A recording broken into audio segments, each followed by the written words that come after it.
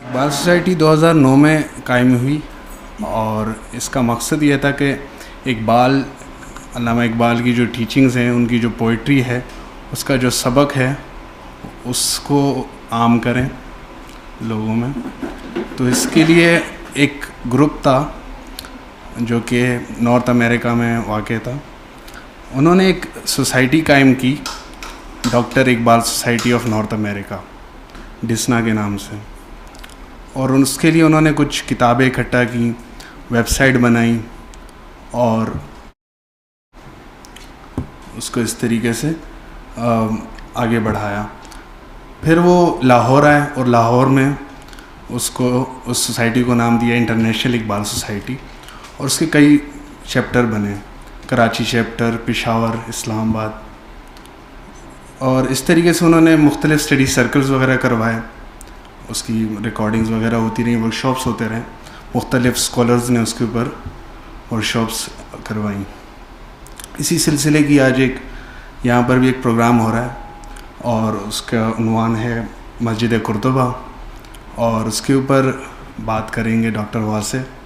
آپ سب کو خوش آمدید کہتا ہوں کہ آپ اقبال کی اس نظم کو سننے کے لیے یہاں پر جمع ہوئے، اور بڑی مونیومنٹل قسم کا اقبال کا یہ ماسٹر پیس نظم ہے جس کو ہم انشاءاللہ پوری طرح پڑھیں گے ایک ایک شعر کر کے نا. اور اس سے پہلے کہ ہم اس کے اشعار کی طرف جائیں، I just give you little bit back ground نا، کہ اس نظم کی پوری بیسس کیا ہے، کیونکہ یہ صرف ایک نظم نہیں ہے، یہ پوری فلسفی ہے اور ایک پورا ہسٹری کا لیسن ہے کہ جو اس نظم کے اندر موجود ہے. تو وی گو فارورڈ. یہ مسجد قرطبہ کی نظم اقبال نے پہلی دفعہ 1932 میں سنائی تھی. تو لکھی تو انہوں نے 1931 میں تھی، لیکن جو پوری نظم کی فارم میں، تو اسی لیے اس کو 1932 کی نظم کہتے ہیں. تو تقریباً یہ سمجھ لیں کہ اب 80 سال سے زیادہ پرانی یہ نظم ہے، لیکن آج بھی اس کا میسیج اتنا اسٹرانگ اور اتنا پاورفل ہے جتنا آج سے 80 سال پہلے تھا. اور ہوپ فلی آنے والے فیوچر میں اس میسیج کی اسٹرینتھ اور اس میسیج کی ویلیو جو ہے وہ بڑھتی چلی جائے گی. یہ مسجد قرطبہ کی جسٹ ا بریف ہسٹری ہے کہ مسجد قرطبہ مسجد قرطبہ نہیں ہے.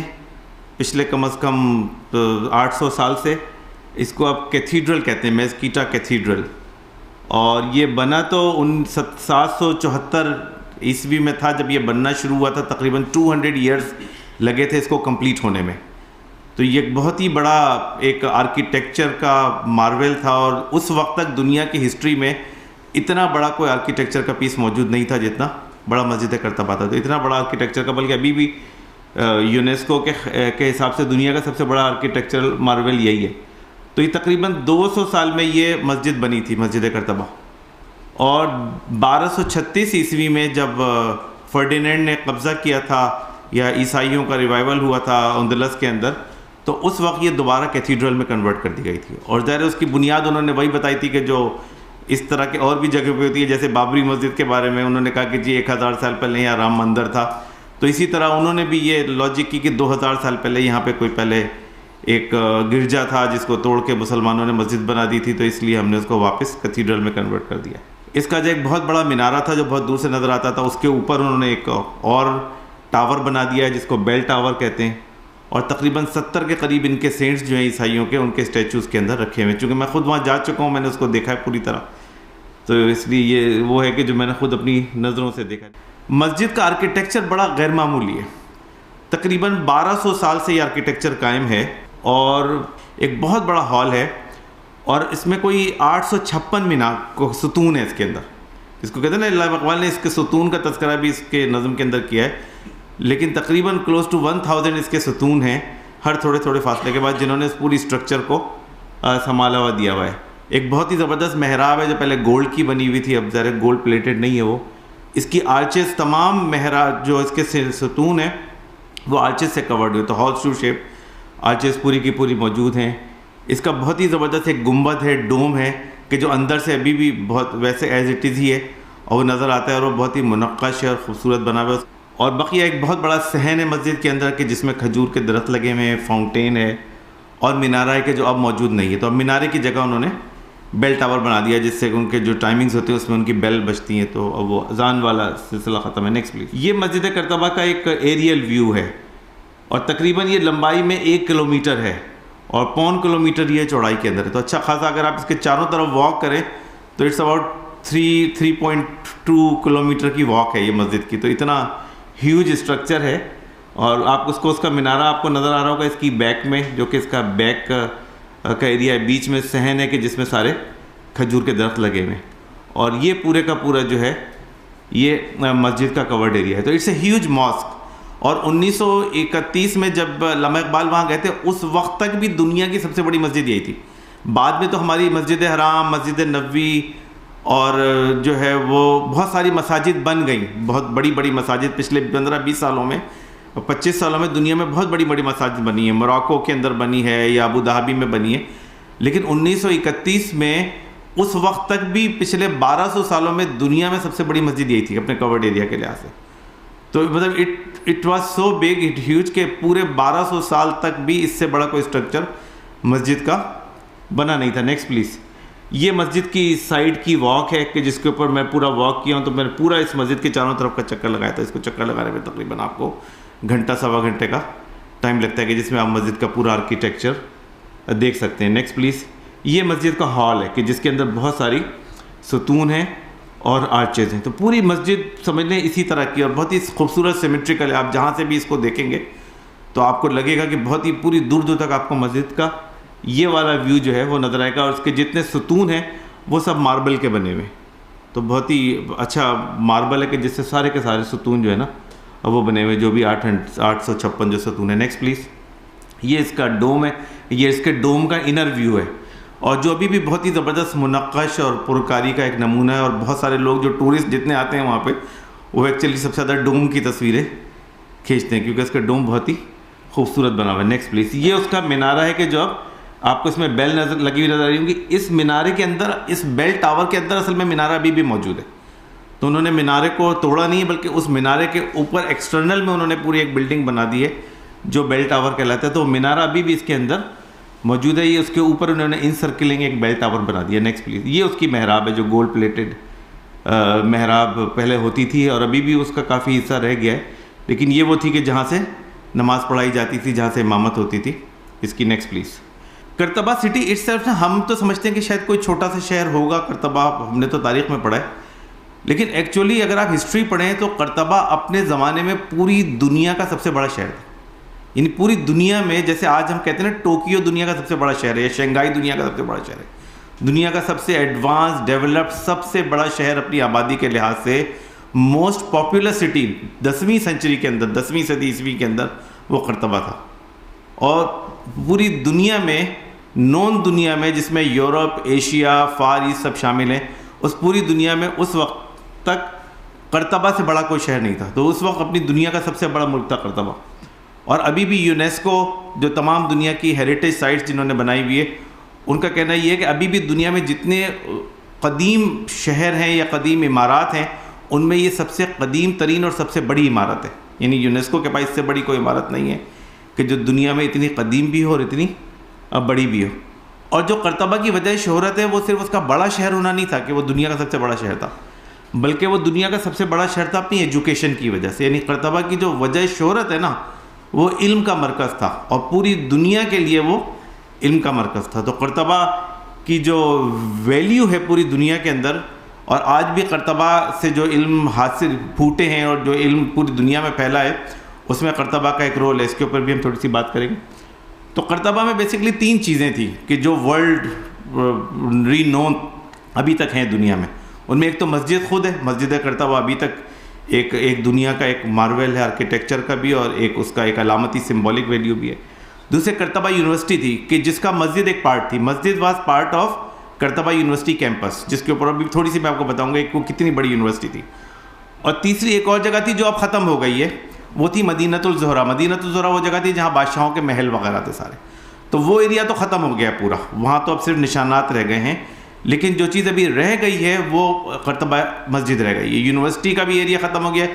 یونیورسٹی تو چونکہ بیسکلی تھی مسجد کے اندر واقع, تو اس لیے وہ یونیورسٹی کا وہ حصہ جو مسجد میں تھا وہ تو رہ گیا, لیکن یونیورسٹی اس کے علاوہ جو تھی وہ اس کے نشانات ختم ہو گئے. تو مسجد ابھی رہ گئی ہے بقیہ, یونیورسٹی کا بقیہ حصہ, اور مدینۃ الزہرا جو ہے وہ ختم ہو گیا اور مسجد ایز اٹ از موجود ہے. Next please. کرتبہ یونیورسٹی 8ویں صدی عیسوی میں شروع ہوئی تھی اور 10ویں میں وہ دنیا کی سب سے بڑی یونیورسٹی بن گئی تھی, اور 13ویں صدی تک، یعنی 300 سال تک دنیا میں اتنی بڑی کوئی یونیورسٹی نہیں تھی. جیسے آج ہم کہتے ہیں نا ہارورڈ یونیورسٹی ہے، ایک بہت MIT ہے، اور ہارورڈ بھی چلو ایک بڑی یونیورسٹی ہے پچھلے 100-150 سال سے، یعنی 300 سال سے نہیں ہے. ابھی آکسفورڈ تھی جیسے 250-300 سال سے، اب دنیا کی سب سے بڑی یونیورسٹی نہیں ہے. تو اس طرح اب دنیا کی جو ٹاپ 1 2 3 یونیورسٹیز ہم شمار کرتے ہیں تو وہ اپنے دور کی 300 سال تک قرطبہ یونیورسٹی دنیا کی سب سے بڑی یونیورسٹی تھی. اور وہ اپنی اس کی وجہ شہرت کیا تھی؟ اس کی لائبریریز تھیں کہ جو بہت ساری اس میں لائبریری تھی، دنیا کا سب سے بڑا کتابوں کا ذخیرہ تھا. میڈیکل اسکولز تھے بہت سارے، اور میڈیکل ریسرچ تحقیق، اس کی فیکلٹی کہتے ہیں 2-2.5 ہزار سے زیادہ تو وہاں فیکلٹیز تھیں، اور کوئی 10-15-20 ہزار اسٹوڈنٹس وہاں پہ پڑھتے تھے جو پورے یورپ سے اور پورے ایشین اور افریقن ملکوں سے وہاں پہ آ کے پڑھتے تھے. اور یہی وجہ ہے کہ ہم یہ سوچتے ہیں نا کہ شاید ابھی تو قرطبہ ظاہر اتنا بڑا شہر نہیں ہے، میرا خیال ہے 20-25 لاکھ آبادی کا شہر ہوگا، تو لگتا ہے کہ شاید اتنے سے شہر میں اتنی بڑی مسجد کا کیا کام ہے. لیکن اگر آپ ویژولائز کریں نا کہ قرطبہ کتنا بڑا شہر تھا اور کتنا بڑا علم کا مرکز تھا، تو اس کے لحاظ سے مسجد چھوٹی پڑتی تھی کہ جس میں سارے لوگ جو ہیں وہ یہ مسجد ان سب کو اکوموڈیٹ نہیں کر سکتی تھی. اور مسجد جو ہے وہ it was also part of the university. تو ساری جو ایجوکیشن، ٹیچنگ، تعلیم جو ہے وہ ساری کی ساری اس یونیورسٹی کے ذریعے ہوتی تھی. تو یہ وہ ویلیو اور یہ بیک گراؤنڈ میں آپ کو اس لیے دے رہا ہوں تاکہ پھر اس نظم کو آپ کو سمجھنے میں مدد ملے گی کہ آخر اقبال نے مسجد قرطبہ کو موضوع بنائے کیوں، کیونکہ یہ ایک سوال ہے. Next please. یہ مسلم اسپین ہے کہ جو میں نے کہا آپ کو صرف تھوڑا سا اندازہ ہو جائے کہ جو پورا وائٹ ایریا ہے، پورا ریڈ ایریا ہے، اور یہ یلو کا تقریباً 75% ایریا، یہ پورا مسلمانوں کے پاس اسپین تھا، اور اس پورے ایریے پہ مسلمانوں کا قبضہ تھا. وہ جو اوپر کا یلو نظر آ رہا ہے وہ فرانس ہے، تو صدرن فرانس تک پورا مسلم اسپین تھا. اور یہ جو یلو ہے یہ پرتگال ہے جس کا 75% اسپین میں شامل تھا. یہ جو ریڈ ایریا ہے یہ اسپین کا وہ صوبہ ہے جو اندلسیہ کہلاتا ہے. اس کا نام ابھی بھی اندلسیہ ہی ہے، اور اس کو اقبال نے خاص طور پہ اس کا تذکرہ کیا. تو چونکہ اس کا تذکرہ بار بار آیا ہے شاعری میں، تو میں نے کہا آپ کے سامنے ایک نقشے پہ ہونا چاہیے کہ اندلسیہ ہے کیا. اور Andalusia was basically main part of Spain. تو پورا جو اسپین مسلم اسپین تھا جس میں پرتگال اور پورا صدرن فرانس بھی شامل تھا، اس پورے کا جو مرکز تھا نا وہ اندلسیہ کا علاقہ تھا. اور اندلسیہ سے پورے یہ جو علاقہ ہے یہ پورا کنٹرول ہوتا تھا، ہیڈ کوارٹر تھا سمجھ لیے، کیپٹل تھا اس کا. Next please. یہ وہ اندلسیہ کا صوبہ ہے جس کا ایک میپ آپ دیکھ رہے ہیں، اور اس کے اندر میپ کے اندر جو بالکل سینٹرل لوکیشن ہے وہ کورڈوبا کی ہے. کورڈوبا قرطبہ کا نیا نام ہے، پہلے اس کا نام قرطبہ تھا، اب اس کو کورڈوبا کہتے ہیں. کورڈوبا سٹی جو ہے وہ بالکل بیچ میں ہے، اندلسیہ کے اندر لوکیٹڈ ہے. اور نیچے آپ دیکھیں گے تو آپ کو گریناڈا نظر آئے گا جو بیسکلی غرناطہ کا نام ہے. تو غرناطہ کا وہ علاقہ ہے، اور غرناطہ مسلمانوں کے پاس سے نکلا ہے تقریباً 1500، یعنی قرطبہ نکلنے کے بھی 200 سال کے بعد جو ہے وہ غرناطہ مسلمانوں کے ہاتھ سے نکلا ہے. تو غرناطہ آپ سمجھ لیں آخری مرکز تھا مسلمانوں کا اسپین میں. وہ بھی وہ لڑ کے نہیں جیت سکے تھے، وہ تو 250 سال تک جیتنے کی کوشش کرتے رہتے، کر نہیں سکے تھے. بالآخر مسلمانوں نے ان کو حوالے کر دیا تھا. اور جو نیچے والا بالکل ٹپ ہے وہ جبرالٹر ہے جس کو جبل الطارق کہتے ہیں، جہاں سے طارق بن زیاد. اس کا جو سامنے والا علاقہ ہے وہ ٹینجیر ہے جو مراکو کا شہر ہے، اور یہاں سے تقریباً کوئی 6-7 کلومیٹر کا فاصلہ ہے سمندر کا، کہ جس کو آپ کشتی سے کراس کریں تو آپ جبل الطارق پہ جا سکتے ہیں. جبل الطارق چونکہ ابھی اسپین میں نہیں ہے، برطانیہ کا حصہ ہے، لیکن یہ پورا اندلس کا اسپین ہے کہ جو مسلمانوں کا علم اور مسلمانوں کی ترقی اور مسلمانوں کا جو ہے وہ مرکز تھا اس زمانے کے اندر. Next please. اب یہ ایک سوال ہے جس پہ میں نے بڑا غور و فکر کیا کہ آخر اقبال نے مسجد قرطبہ پہ کیوں نظم لکھی. بھائی مسجدیں تو بہت ساری ہیں دنیا میں، مسجد حرام ہے، مسجد نبوی ہے، مسجد اقصیٰ ہے، مسجد قباء ہے، جن کا بڑا بلند مقام و مرتبہ ہے دنیا کے اندر. ظاہر اس کے مقامات مقدسہ میں تو مسجد قرطبہ کا اس طریقے سے شمار نہیں ہوتا. اچھا اسی طرح آرکیٹیکچرل مارول بھی قرطبہ نہیں ہے دنیا میں سب سے بڑا. یعنی مسلمانوں کے اگر آپ کہیں کہ مسلمانوں نے آرکیٹیکچر میں سب سے بڑا مارول کون سا پروڈیوس کیا ہوگا تو آپ کہیں گے شاید تاج محل زیادہ بڑا مارول شمار ہوگا دنیا کے اندر. وہ بھی مسلمانوں نے بنایا تھا، مغلوں نے بنایا تھا. لیکن اقبال نے تاج محل پہ کوئی نظم نہیں لکھی، اقبال نے مسجد اقصیٰ پہ کوئی نظم نہیں لکھی، مسجد نبوی پہ کوئی نظم نہیں لکھی. تو آخر مسجد قرطبہ پہ کیوں اقبال نے نظم لکھی؟ یہ ایک سوال ہے، اور اسی سوال کا جواب سے ہمیں یہ پوری کی پوری نظم سمجھ میں آ جائے گی. کیونکہ اقبال کی نظر میں جو اصل مقصد ہے اس نظم کو ڈسکرائب کرنے کا، وہ اس کے آرکیٹیکچر یا اس کے تقدس کو ڈسکرائب کرنا مقصد نہیں ہے. اقبال نے بیسکلی اس کو ایک سمبل کے طور پہ لیا ہے کہ یہ جو قرطبہ ہے یہ مسلم سویلائزیشن کی ایک پیک تھی، ایک انتہا کا ایک پوائنٹ تھا کہ مسلم سویلائزیشن اپنی ایکسپینشن کے لحاظ سے ایشیا سے لے کر یورپ کے تک پہنچی ہوئی تھی. اپنی بریڈ کے لحاظ سے دنیا کی ہسٹری میں آج تک اتنی بڑی کوئی تہذیب نہیں رہی ہے. یعنی دنیا کی ہسٹری میں اتنا بڑا ملک کسی کے پاس کبھی نہیں رہا ہے کہ جو پورے ایشیا اور افریقہ اور یورپ کو بھی کور کرتا ہو. تو اتنی بڑا ملک اور اتنا تہذیب یافتہ اور علم کا اتنا بڑا مرکز کہ پوری دنیا کا رجوع آپ کی طرف تھا. یعنی اس دور کی خاص بات یہ ہے جس زمانے میں قرطبہ بنی ہے کہ مسلمان پوری دنیا کے مالک تھے عملاً. مسلمان جو قانون بناتے تھے پوری دنیا میں وہ قانون چلتا تھا. مسلمان جو کتابیں لکھتے تھے پوری دنیا میں پڑھائی جاتی تھی. مسلمان جو چیزیں ایجاد کرتے تھے پوری دنیا استعمال کرتی تھی. تو یعنی مسلمان علمی لحاظ سے، اپنے عسکری لحاظ سے، اپنے ایکسپینشن کے لحاظ سے اپنے پیک کے اوپر تھے جس زمانے میں مسجد قرطبہ بنی ہے. تو اقبال نے بیسکلی اس پیک کو ایک موضوع گفتگو بنایا کہ وہ یہ جو مسجد قرطبہ ہے یہ اس مسلمانوں کے عروج کو ریپریزنٹ کر رہی ہے کہ جو مسلمانوں نے حاصل کیا تھا، جو آج تک دنیا کی کوئی اور تہذیب حاصل نہیں کر سکی ہے. اور 1931 تک تو یہ دنیا کی سب سے بڑی مسجد تھی. جس وقت اقبال گئے وہاں پہ تو ان 1100 سالوں میں بھی مسلمانوں نے اس سے بڑی کوئی مسجد کبھی نہیں بنائی تھی. اور یہ مسلم تہذیب کا، مسلمانوں کی جغرافیائی وسعت کا، مسلمانوں کے علم کا، مسلمانوں کا جو ایک معیار ہے اسلامی تہذیب کی جو بلندی ہے اس کا یہ سمبل ہے. اسی لیے پھر علامہ اقبال نے اس کو ایز اے سمبل استعمال کر کے یہ پوری نظم لکھی ہے. Next please. یہ اقبال کا وزٹ ہے جو 1931 میں انہوں نے کیا تھا، جس کی تصاویر آج بھی موجود ہیں کہ اقبال گئے تھے. اقبال کو ان کی حکومت نے الاؤ کیا تھا وہاں نماز پڑھنے کے لیے. ویسے وہاں نماز پڑھنا الاؤ نہیں ہے، ایون آپ رکوع بھی نہیں کر سکتے وہاں پہ اس وقت. تو اتنی زبردست مانیٹرنگ ہوتی ہے کہ ابھی کوئی 2010 میں ایک ٹورسٹ کا ایک گروپ گیا تھا، انہوں نے رکوع کرنے کی بھی کوشش کی تو انہوں نے ان کو روک دیا تھا کہ یہاں پہ الاؤ نہیں ہے. لیکن اقبال کو بہرحال انہوں نے الاؤ کیا تھا. تو یہ محراب کے اندر اقبال کی تصویر ہے. اور نیکسٹ پلیز. اور یہ اقبال نے وہاں پہ بیٹھ کے باقاعدہ نماز پڑھی تھی. تو ظاہر ہے یہ ایک اس کی خاص اس کی چیز ہے. اور قرطبہ کی ایک مزے کی بات بتاؤں کہ اقبال کا قرطبہ مسجد جانا اتنا بڑا ایونٹ ہے کہ آپ قرطبہ کے اوپر کوئی گوگل سرچ کر کے دیکھ لیجئے، قرطبہ کی جہاں پوری ڈسکرپشن لکھا ہوگا اس میں کہیں نہ کہیں یہ بات بھی ہوگی کہ علامہ اقبال نے اس مسجد کا وزٹ کیا تھا اور اس کے اوپر ایک نظم لکھی ہے. تو علامہ اقبال نے کیا کیا کہ اس پوری مسجد کو ریوائیو کر دیا، دوبارہ لائیو کر دیا. اور آج کورڈوبا کی اور مسجد قرطبہ کی ہسٹری کا ایک حصہ ہے علامہ اقبال کا وہاں پہ جانا اور وہاں پہ نظم لکھنا جو ہے یہ اس کا ایک پارٹ ہے. Next please.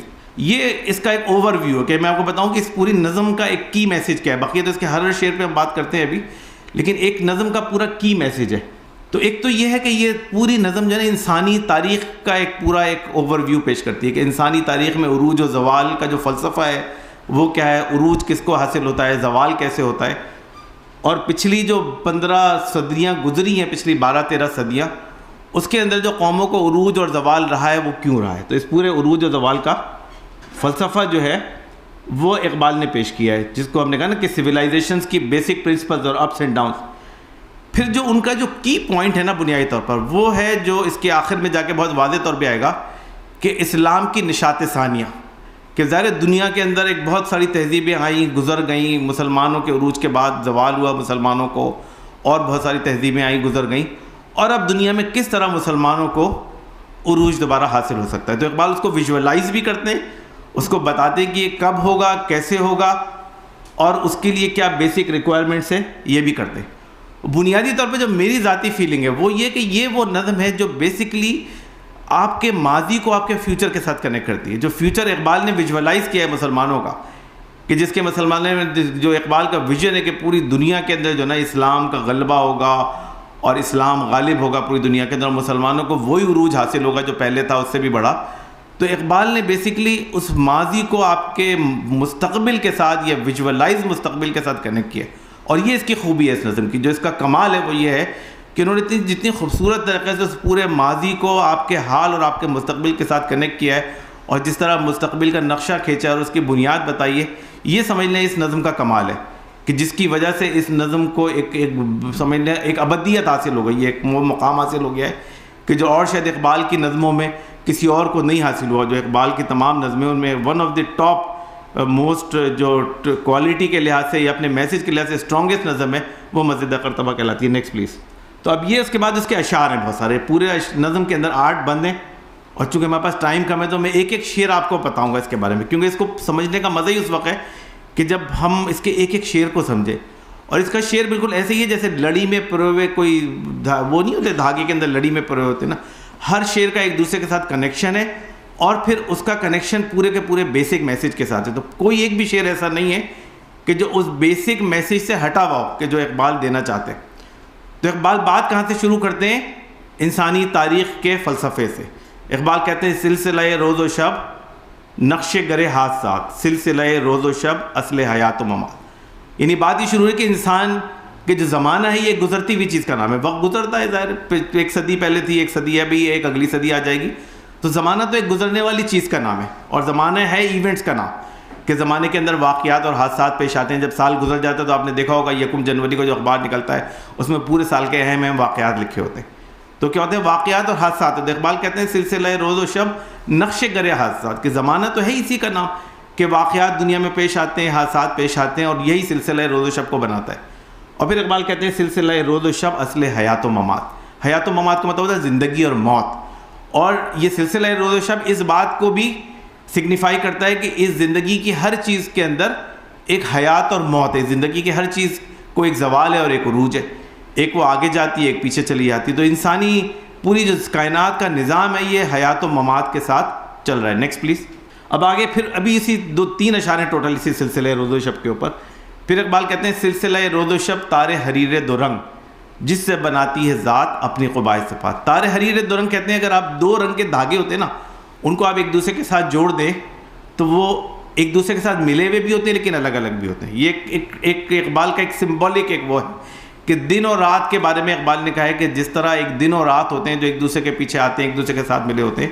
تو سلسلہ روز و شب اسی بات کا نام ہے کہ دن اور رات گزرتے جاتے ہیں. تار حریر دو رنگ جس سے بناتی ہے ذات اپنی قبائے صفات. اور یہ کہہ رہے ہیں کہ یہ بنیادی طور پر اللہ تعالیٰ کی ہونے کی علامت ہے. جو پوری دنیا کے اندر جو واقعات پیش آ رہے ہیں، جس ترتیب کے ساتھ پوری دنیا کا نظام چل رہا ہے، یہ اللہ تعالیٰ کی دلیل ہے، اللہ تعالیٰ کے اس مولائے صفات ہونے کی دلیل ہے، یہ اللہ تعالیٰ کے کنٹرول کرنے کی دلیل. اللہ تعالیٰ فرماتے ہیں نا کہ ہم دنیا کی ہر چیز کو تو اللہ تعالیٰ کنٹرول کرتے ہیں. تو یہ ساری چیزیں خاص ترتیب سے اور ایک حکمت سے ہو رہی ہیں. بظاہر لگتا ہے کہ رینڈم ایونٹ سے جو دنیا کے اندر چلے جا رہے ہیں، ایک کے بعد دوسرا، دوسرے کے بعد تیسرا، لیکن کوئی چیز رینڈم نہیں ہے اس کائنات کے اندر. ہر چیز پری ڈسٹائنڈ ہے، پری پلانڈ ہے، ایک خاص ترتیب کے ساتھ ایک ڈائریکشن کے اندر موو کر رہی ہے. اور جب بندہ اس کے اندر غور و فکر کرتا ہے اس کائنات کے نظام کے اندر، تو وہ اس بات پہ پہنچ جاتا ہے جو اللہ نے لکھی ہے کہ جس سے بناتی ہے ذات اپنی قبائے صفات. کہ انسان اس دنیا کے اندر جتنا غور و فکر کرتا ہے وہ اللہ تعالیٰ تک پہنچ جاتا ہے. اس کو سمجھ جاتا ہے کہ پوری دنیا کا نظام خود بخود نہیں چل رہا ہے بلکہ کوئی ہے جو اس کو چلا رہا ہے، اور وہ کون ہے؟ وہ اللہ رب العالمین ہے. اقبال فرماتے ہیں کہ سلسلہ روز و شب ساز ازل کی فغاں جس سے دکھاتی ہے ذات زیر و بم ممکنہ. تو اب یہ اللہ تعالیٰ کی ایک اور شان اللہ تعالیٰ انہوں نے اقبال نے بیان کی ہے کہ اس سلسلہ روز و شب کے ذریعے اللہ تعالیٰ ہمیں کیا دکھاتے ہیں؟ اللہ تعالیٰ ہمیں ایک تو یہ دکھاتے ہیں کہ ہر چیز آنی ہے اور جانی ہے، ختم ہو جانی ہے، زیر و بم ہے. اور زیر و بم کا مطلب ہوتا ہے اوپر اور نیچے. دوسری بات ہے کہ اس دنیا میں کسی چیز کو بھی ثبات نہیں ہے، کسی چیز کو بھی کوئی چیز مستقل اینٹیٹی نہیں ہے اس کائنات میں سوائے اللہ تعالیٰ کے. اس دنیا میں کوئی چیز مستقل نہیں ہے، ہر چیز کو آنا ہے، جانا ہے، ختم ہونا ہے، عروج ہونا ہے، زوال ہونا ہے. یہ ایک زیر و بم ممکنات ہے کہ جو اللہ تعالیٰ اس کے ذریعے دکھاتے ہیں. تو اب یہ جو 3 اشارے نا یہ بتا رہے ہیں بنیادی طور پہ کہ انسان اگر اس کائنات کے آنے جانے پر اور نظام پر اور روز و شب جو گزر رہے ہیں اس کے اوپر غور کرے تو اس کے نتیجے میں انسان یہ بات سمجھ جائے گا کہ دنیا کی ہر چیز آنی و فانی ہے، ختم ہو جانے والی ہے، اس کو چلانے والا کوئی ہے. اور بندہ یہ بھی سمجھ جائے گا کہ یہ جو کچھ ہو رہا ہے یہ کوئی چلانے والا کر رہا ہے، اور اس کے نتیجے میں دنیا کے اندر ہر چیز عروج اور زوال کی طرف جا رہی ہے. چونکہ یہ اقبال کا موضوع ہے کہ جس کو اقبال آگے بتانا چاہتے کہ آج بھی دنیا کو عروج ہے. اقبال کو یہ پتہ ہے کہ ان کو بھی زوال ہونا ہے، پہلے جن کو عروج تھا ان کو زوال ہوا. تو اس لیے اقبال یہ بتانا چاہ رہے ہیں کہ جس کو آج زوال ہے اس کا مطلب یہ نہیں کہ وہ ہمیشہ زوال ہی رہے گا، اس کو عروج بھی آئے گا. اور جس کو آج عروج ہے اس کو ہمیشہ نہیں کہ وہ عروج ہی رہے گا، وہ زوال بھی آئے گا. اس فلسفے اور فکر کو سمجھنا ضروری ہے اگلی والی بات کو سمجھنے کے لیے. Next please. اب اس کے بعد اقبال آتے ہیں کہ اس جو پورا زمانہ جو چل رہا ہے نا اس کا مقصد کیا ہے؟ ٹائم جو چل رہا ہے بنیادی طور پر.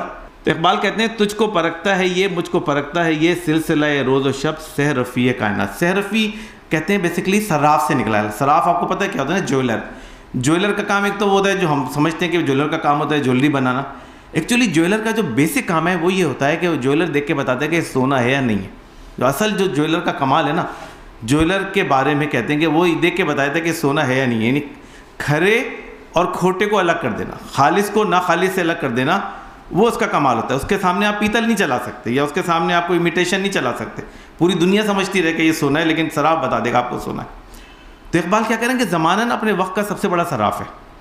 زمانہ یہ بتاتا ہے کہ کون کھرا ہے, کون کھوٹا ہے, کس میں دم ہے, کس میں نہیں ہے, کون آگے جا سکتا ہے, کون پیچھے جا سکتا ہے, کس کے اندر یہ قوت موجود ہے کہ جو گرو کرے گا, اور کس کے اندر یہ قوت ہے کہ وہ نہیں گرو کرے گا.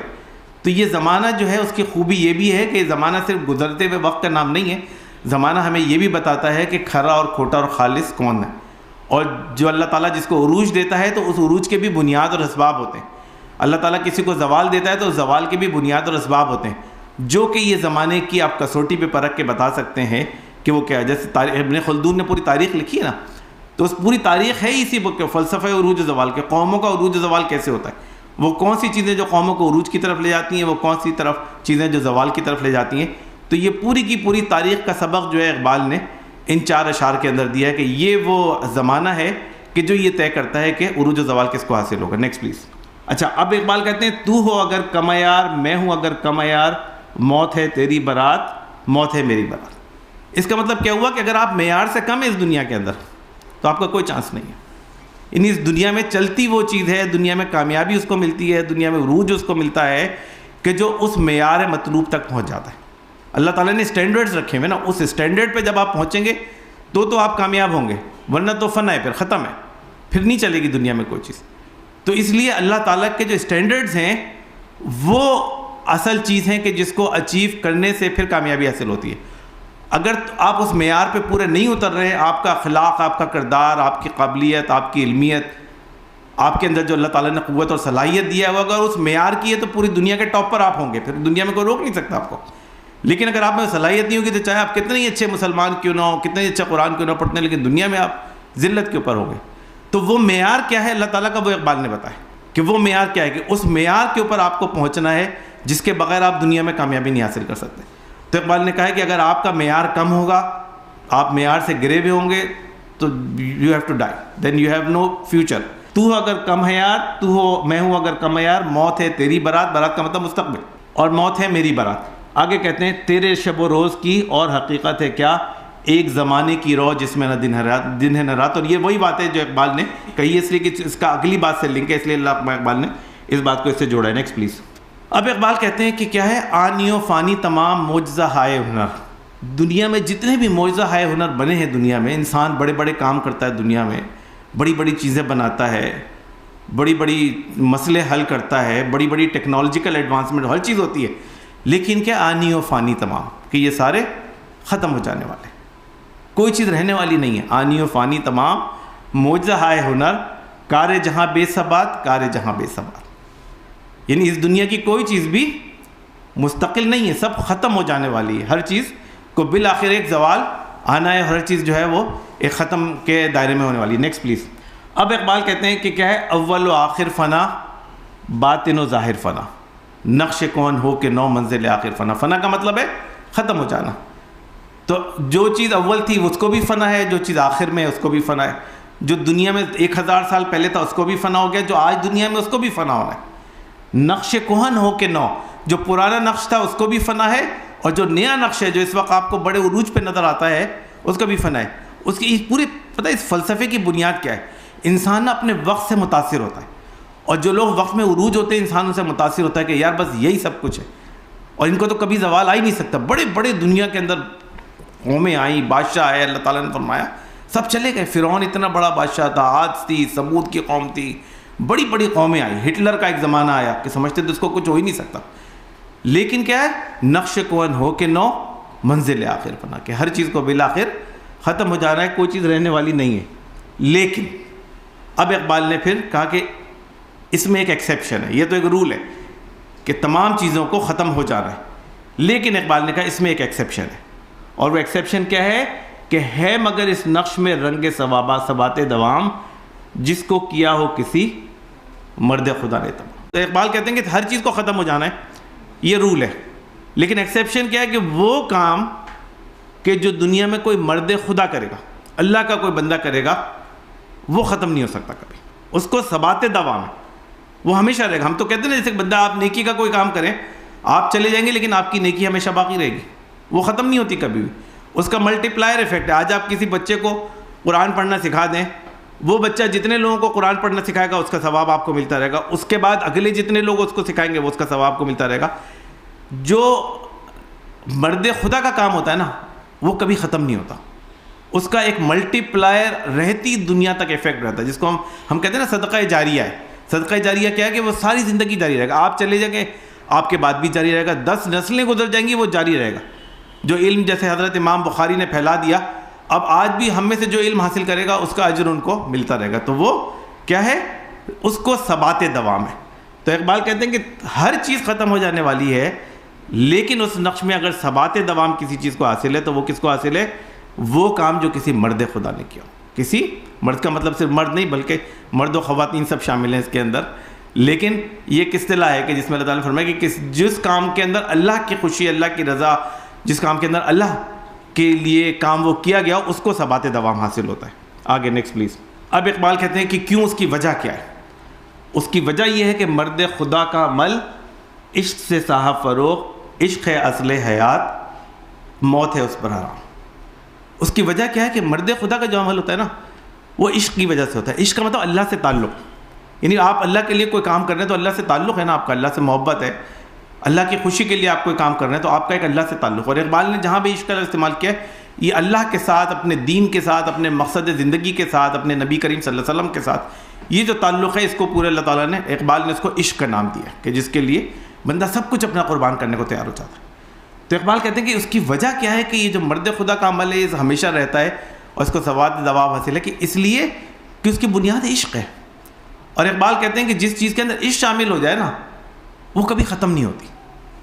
دنیا میں بھی ایون دیکھیں کہ دنیا میں بھی آپ نے سنا ہوگا ساری سٹوریز چل رہی ہوتی ہیں جو عشق کی داستانیں, لیلا مجنو کی چل رہی ہے ابھی تک, اور بھی ساری چل رہی ہیں بہت ساری, ہیر وارث, وہ کیا ہے کہ دنیا میں عشق کی داستانیں ہمیشہ چلتی ہیں, وہ کبھی ختم نہیں ہوتی. یہ تو دنیاوی عشق کی بات ہے جو ختم ہی نہیں ہوتا. دنیا میں جو مشہور ساری سٹوریز چل رہی ہیں نا آج بھی وہ ساری عشق کی داستانیں, اور دنیا میں بہت ساری چیزیں کامیاب اسی عشق کی وجہ سے ہوتی ہیں. ایون موویز بھی جو ہے نا, لوگ کہتے ہیں ٹائٹینک بڑی کامیاب مووی تھی, اس کی وجہ کیا ہے کہ وہ پوری عشق کی ایک اسٹوری تھی جس کی وجہ سے وہ کامیاب ہو گئی, اور عورتوں میں اسی لیے وہ بہت مقبول ہے مووی. تو اس لیے جو عشق ہے نا اقبال کہتے ہیں یہ اصل حیات ہے, موت اس پر حرام ہے. جس معاملے میں عشق آ جائے گا وہ کبھی ختم نہیں ہو سکتا. بندہ ختم ہو جائے گا لیکن جو اس کے اثرات ہوتے ہیں وہ کبھی ختم نہیں ہو سکتے. تو یہ اس کی بیسک فلسفی ہے کہ جس کے اوپر پھر مسجد قرطبہ بیس کرتی ہے. اور وجہ کیا ہے اس کی, تند و سبق سیر ہے اگرچہ زمانے کی رو, عشق خود ایک سیل ہے سیل کو لیتا ہے تھام کے. اگرچہ زمانہ ایک بہت ہی بڑھتا ہوا ایک طوفانی دھارا ہے جو تیزی کے ساتھ گزر رہا ہے, لیکن جو عشق ہے وہ اس سے بھی زیادہ ایک مضبوط اور پاورفل چیز ہے کہ جو اس وقت کے زمانے کو بھی تھام لیتا ہے اور اس کے اوپر بھی وہ سپرسیڈ کرتا ہے. تو اس لیے عشق کے اوپر جب بندہ کوئی کام کرتا ہے عشق کی بنیاد کے اوپر تو زمانے کو پیچھے چھوڑ دیتا ہے اور زمانے کا امتداد زمانہ کا اس کے اوپر کوئی اثر نہیں ہوتا ہے. Next please. عشق کی تقویم میں عصر رواں کے سوا اور زمانے بھی ہیں جن کا نہیں کوئی نام. اور اقبال نے کہا کہ عشق کا تعلق صرف اس زمانے سے نہیں ہے کہ آپ سمجھیں کہ آج کل کے دور پہ یہ صرف فارمولہ اپلائی ہوتا ہے, بلکہ ہر دور کے اندر یہ فارمولہ اپلائی ہوتا ہے جن کا کوئی نام آج ہے یا کوئی نہیں ہے.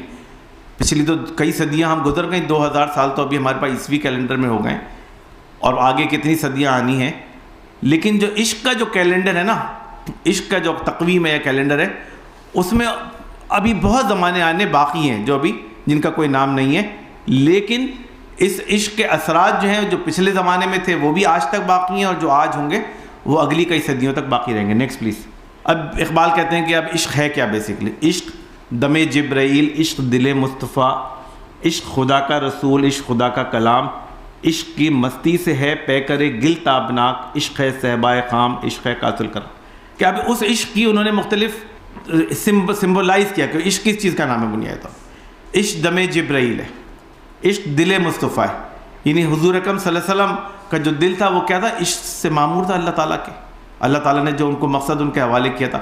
اور دم جبرائیل کا مطلب جو حضرت جبرائیل میسج لے کر آئے تھے, جو پیغام لے کر آئے تھے, اس پیغام, وہ پیغام عشق پر مبنی ہے کہ اس پیغام کو جو ایکسیپٹ کر لے گا وہ اللہ تعالیٰ کے ساتھ اس کا رابطہ قائم ہو جائے گا. عشق خدا کا رسول, عشق خدا کا کلام. عشق کی مستی سے ہے پے کرے گل تابنا. گل کہتے ہیں مٹی کو, انسان کو کہتے ہیں پے کرے گل. یہ جو انسان کے اندر تابناکی ہے نا, انسان کے اندر جو بڑائی ہے, انسان کے اندر جو مقام بلند ہے, یہ کیسے ہوتا ہے؟ جب اس کے اندر عشق آ جاتا ہے. جس بندے میں عشق نہیں ہے نا وہ کبھی تابناکی نہیں حاصل کر سکتا. تو یہ عشق جو ہے نا وہ بندے کو تابناکی عطا کرتا ہے. آپ کہتے ہیں نا کہ بعض انسان دنیا میں بڑے بلند مقام و مرتبے پہنچ جاتے ہیں دوسرے ہزاروں انسانوں کے مقابلے میں. وہ لوگ ہوتے ہیں نا جو کسی مقصد سے سرشار ہوتے ہیں, چاہے بھلے سے وہ کوئی دنیاوی مقصد کیوں نہ ہو, لیکن جو بندہ ایک مقصد کو لے کر اٹھتا ہے اور اللہ کے بھروسے کے اوپر اس مقصد کے لیے کوشش کرتا رہتا ہے, بالآخر وہ اس دنیا کے انسانوں میں ایک نمایاں مقام و مرتبہ حاصل کر لیتا ہے. تو عشق کی مستی سے ہے پیکر گل تابناک, عشق ہے صہبائے خام, عشق ہے کاسل کرام.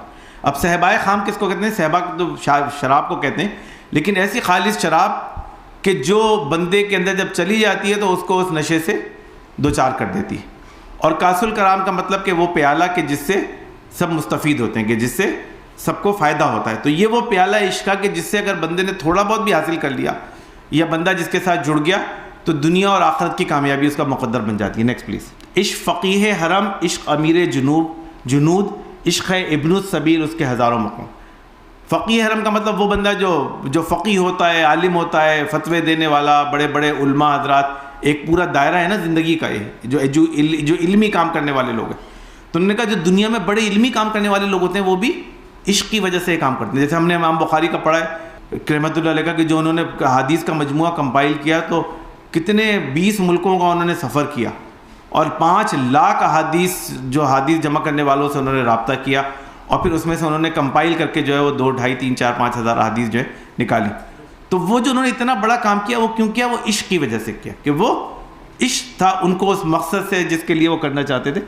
عشق امیر جنود, امیر جنود کا اندر لشکر کا سپہ سالار, اور جو دنیا میں بڑے بڑے سپہ سالار گزرے ہیں, چاہے وہ حضرت خالد بن ولید ہوں, چاہے حضرت ابو عبیدہ ہوں, یا بعد کے ہوں, یا اور پہلے کے ہوں, سعد بن ابی وقاص رضی اللہ عنہ, ان کے اندر بھی جو بیسک چیز تھی نا جس کی وجہ سے یہ دنیا کے اندر کامیاب ہو, وہ ان کا عشق تھا. تو کیا ہے کہ یہ عشق جو ہے نا یہ زندگی کے ہر شعبے میں اپنے آپ کو نمایاں کرتا ہے, چاہے بندہ فقیہ حرم ہو, چاہے امیر جنود ہو. عشق ابن السبیل, اس کے ہزاروں مقام. اور واقعی اس دنیا کے چونکہ ہر دائرے کے اندر موجود ہے, ہر وہ آدمی جو چھوٹا کام کر رہا ہو یا بڑا کام کر رہا ہو, اگر وہ اس عشق اور جذبے کے ساتھ کام کرے گا تو اس کے مقام کی کوئی حد نہیں ہے. عشق کے مضراب سے نغمہ تار حیات, عشق سے نور حیات, عشق سے نار حیات. کہ عشق کے مضراب سے عشق کے چلانے سے ہی جو ہے نا زندگی کا نغمہ پھوٹتا ہے. اور جس طرح ہم کہتے ہیں نا, اقبال نے خود کہا کہ عمل سے زندگی بنتی ہے جنت بھی جہنم بھی, اسی طرح عشق سے بھی زندگی بنتی ہے جنت بھی جہنم بھی. اور دنیا کے اندر انسان کی کامیابی اور ناکامی جو ہے نا وہ اس کے اوپر ڈیپینڈ کرتی ہے کہ انسان کو اپنی زندگی کے ساتھ, اپنے مقصد کے ساتھ, اپنے رب کے ساتھ, جو اللہ تعالیٰ نے آپ کو ذمہ داری دی, اس کے ساتھ کتنا عشق موجود ہے. Next please. اب اقبال واپس آتے ہیں اس پورے فلسفی کو بیان کرنے کے بعد. اقبال واپس آتے ہیں اور اقبال کہتے ہیں اے حرم قرطبہ عشق سے تیرا وجود. یعنی مسجد قرطبہ کو یہ کہہ رہے ہیں کہ مسجد قرطبہ جو تیرا وجود ہے, جو تو بن گئی ہے, وہ ایسے نہیں ہے کہ بس مٹی اینٹیں بنا کے کوئی چیز بنا دی گئی ہے, بلکہ اس کے پیچھے ایک پورا عشق ہے کہ ہزاروں لوگ اٹھے ایک مقصد کے لیے, مکہ سے نکلے, افریقہ تک پہنچ گئے, اپنی کشتیاں جلا دیں, اسپین میں پہنچ گئے, پورے اسپین میں جا کے دین کو قائم کیا اور پھر جا کے اس مسجد کو قائم کیا. تو یہ مسجد ایسے نہیں قائم ہو گئی ہے کہ یورپ کے اندر جا کے, صدرن یورپ کے اندر ایک مسجد قائم ہو گئی, بلکہ اس کا وجود جو ہے ایک عشق کی وجہ سے آئے. تو اے حرم قرطبہ عشق سے تیرا وجود, عشق سراپا دوام جس میں نہیں رفت و بود. کہ چونکہ حرم قرطبہ کا وجود ایک ایسی غیر معمولی محنت اور کوشش اور عشق سے آیا ہے, اس لیے اس میں رفت و بود نہیں ہے. اب اس کے اندر کوئی ختم ہونے والی چیز نہیں, یہ رہنے والی چیز ہے. اگرچہ اس کی بلڈنگ ہو سکتا ہے رفت و بود کا شکار ہو جائے, لیکن جو اس حرم قرطبہ کی جو پوری فلسفی ہے وہ کبھی ختم ہونے والی نہیں ہے. اس کے جو نظریہ ہے, اس کی جو دعوت ہے وہ ختم ہونے والی نہیں ہے. اور اس کی وجہ کیا ہے؟ اقبال کہتے ہیں رنگ ہو یا خشت و سنگ, چنگ ہو یا حرف و صوت, معجزہ فن کی ہے خون جگر سے نمود. کہ دنیا میں جب کبھی بھی کوئی معجزہ بڑا وجود میں آئے گا, چاہے وہ آواز کی صورت میں ہو, چاہے وہ بلڈنگ کی صورت میں ہو, چاہے وہ کسی صورت میں ہوگا, وہ اس وقت آئے گا کہ جب اس کے اندر خون کا جگر کا خون شامل ہوگا. یہ خاص اقبال کی اصطلاح ہے. ایکچولی اس اصطلاح کو جتنا اقبال نے استعمال کیا نا, کسی نے استعمال نہیں کیا, اور جتنی وضاحت کے ساتھ سوز جگر کی اصطلاح استعمال کی اقبال نے اس کے لیے. اقبال نے کہا نا جوانوں کو سوز جگر بخش دے, میرا عشق میری نظر بخش دے. یہ اقبال کہتے ہیں رگوں میں گردشیں خون اگر تو کیا حاصل, حیات سوز جگر کے سوا کچھ اور نہیں. تو یہ جو سوز جگر ہے نا, اور یہ سوز جگر کیا چیز ہوتی ہے بیسکلی؟ سوز جگر ایک ایسی کیفیت کا نام ہے کہ جو بندے کو کسی صورت میں چین سے نہیں لے رہے دیتا. جو بندہ ہمیشہ بے چین رہے, فکر مند رہے, ایک تڑپ رہے اس کے اندر, ایک اس کے اندر پریشانی رہے نا, اس کو کہتے ہیں کہ سوز جگر ہے اس کو. تو یہ کیفیت کا نام ہے کہ بندہ ایک مقصد کی خاطر اپنے پریشان رہے, ہر وقت اس کے اوپر وہ مقصد حاوی رہے اپنی زندگی کا کہ یار یہ کام مجھے کرنا ہی کرنا. تو جہاں یہ خون جگر آ جائے, جہاں لوگ اپنا جگر کا خون لگانے لگیں, سوز جگر آ جائے, اس کے نتیجے میں جو معجزے وجود میں آتے ہیں, اس کے نتیجے میں جو چیزیں وجود میں آتی ہیں, اقبال نے کہا کہ پھر اس کو ثبات دوام حاصل ہوتا ہے, اس کو ختم کرنا اتنا آسان نہیں ہوتا.